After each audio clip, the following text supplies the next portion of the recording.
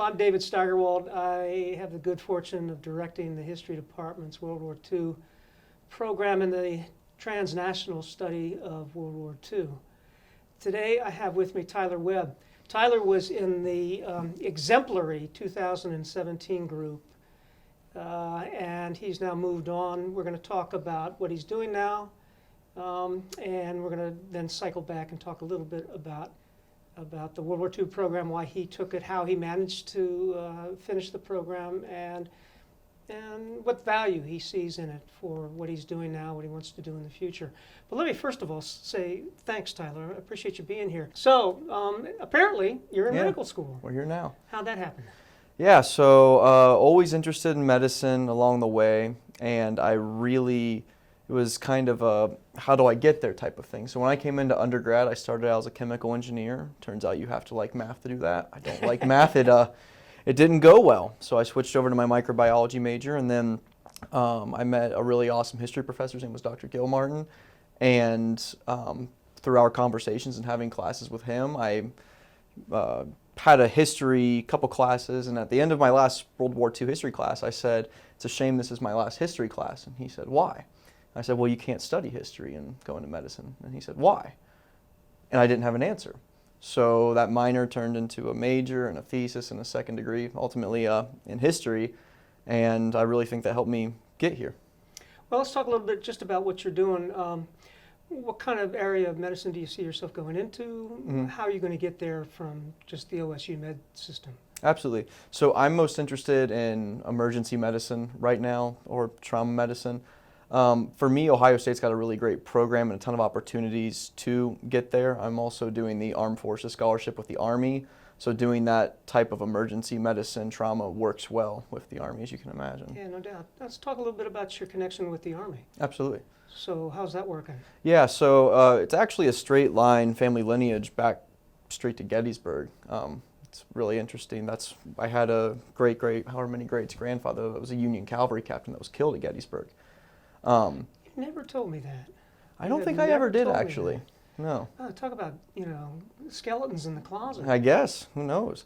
But, yes, it was a straight line, and so I've always grew up in kind of a military family, and it was something I always wanted to do. Your father served? Yeah. My father was in the Navy. He was an intelligence officer, and when we were growing up, we didn't watch cartoons. We could, but we always watched documentaries with Dad and whatnot. So I was probably kind of biased from the beginning, but then it came time to go to medical school, and I didn't know how I was going to manage the Army with medical school and if that was possible. And ultimately I found out about their HPSB scholarship program. But a big influence of that was Dr. Mansour, and I took several classes with him. He ultimately was one of my thesis advisors with you on that Battling Buckeye Division project. And talk to him about, what's it like to be an officer, what's it like to do it for a long period of time, and it's something that we'll see where the world is at in 8 to 10 years, but I'm not ruling that out, and he's still to this day a good sounding board for me, great mentor, and it was a huge factor in me deciding to go with the Army. We also had a benefactor of the World War II program, Dr. Asif, who's had some influence with you as well. Yeah, Dr. Asif, he's been absolutely fantastic. Actually, we were just at that alumni dinner for his award the other day. But he was someone that I could bounce ideas off as well, and he was a career physician and military officer, having time in both the Navy and then the Army Reserves. So it was great to talk to him, and I'm still in touch with him every now and again. And it's nice to have had him there as an example of how you can actually make all that work, right? Yeah. I mean, he was somebody who certainly made that work. Absolutely. And it's something that there's a lot of reasons you could think of why it wouldn't work, but it does. You just have to sit down and think about it and look at the options. And I think there's a lot of great options for it. And I'm happy I had mentors that helped show me those. That's a great segue to the World War II program, because after all, as a non-major, which you were originally, yes, originally, you had to kind of figure out how you were going to make that program fit into your curriculum and your larger vision of where you wanted to go. Mm-hmm. So you talked a little bit about Dr. Gil Martin as someone who really encouraged you to keep studying history, right? Absolutely. In your case, instead of just trying to fit the World War II classes in, you fit a whole second major in. Yeah. How does history go along with medicine?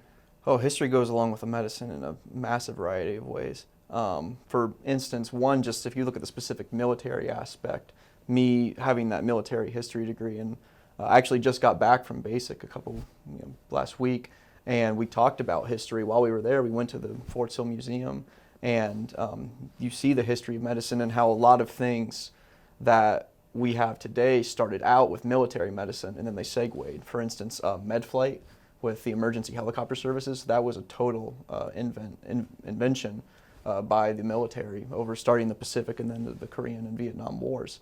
But more so when it comes to history just as a whole, it's a different way of thinking. Science gives you this great ability to, really detailed focus and stuff like that. And not that history doesn't have that too, but history, it's so much about the big picture in a lot of instances. And I found a lot of times in undergrad and whatnot, and even today, something I struggle with is getting lost in details and forgetting why are you doing this in the first place. And the thing about history is it's the study of us, study of people. And I found that keeping that in mind has really helped me with medicine, especially in these first 2 years where we have clinical experience, but a lot of it is in the library. And you go and you think about why are you doing this? And ultimately it is to get from this classroom to go helping people. And then the study abroad itself was absolutely monumental in helping me become, helping me on this path to becoming a physician. The best example I can think of is that being uncomfortable and being in another culture where I didn't speak, so in France, when we were in Bayeux up in northern France, I don't speak the language, I'm not really familiar with the culture, I'm just kind of ignorant to it all. And I go into a restaurant and the waitress, she started talking to me in French, and I freaked out, I just said English. That's all I said, I just said English to her. And she just looked at me, kind of shook her head, and then understood what was going on. And now we fast forward to when medical school started. It was in my first year, and I volunteered. We have a Noor Community Clinic. It's a predominantly underserved Muslim, Somali free clinic. Yeah. And we were there, and I walked into a room, and this is one of my first times wearing this shiny, new white coat and trying to talk to patients. And I don't know the science yet, but when I go in there and it's a family member having someone else translate them to talk to me, and I thought about how uncomfortable I was going into a restaurant. This is someone's health, and they're trying to talk to me. Yeah. And I remember kind of when I was at home that night, just kind of thinking back on that and being able to sympathize with those patients, and it just gives me an entirely different perspective. You were already accustomed, or at least you had had some experience in negotiating across culture and language. Absolutely. And another big thing we got is to think from that World War II study abroad trip was thinking from different perspectives. So I remember, I don't know how it is now, but I remember our writing prompts, some of them dealt with looking at the war from the different perspectives of the countries. One of our main purposes, really. Absolutely. And that really challenged me then because I grew up and I studied history and whatnot. But it really wasn't until I got into the major here that I realized that there were more countries than the United States in the war, and you learn about that, but you go over there. That's why they call it a world war. Exactly. Yeah, there are just a couple more. But you get over there and you start looking at the war from their perspectives and what happened. Well, you fast forward to medicine, it's not just about looking at things from the patient's perspective and your perspective, but medicine's an entire team effort.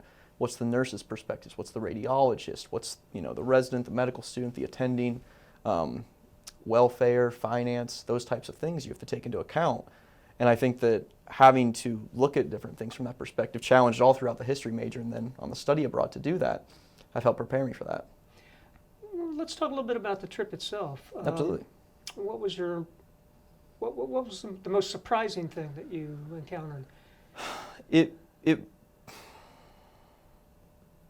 say the most surprising thing was just looking at the war from different perspectives and just how drastically different they are and the interpretations. And I remember one of my blogs I wrote about going to the different cemeteries and the German cemetery versus an American versus the British cemetery, and just looking at how things are remembered and how the different cultures act and go about these things. And for instance, here we don't really talk about World War I all that much.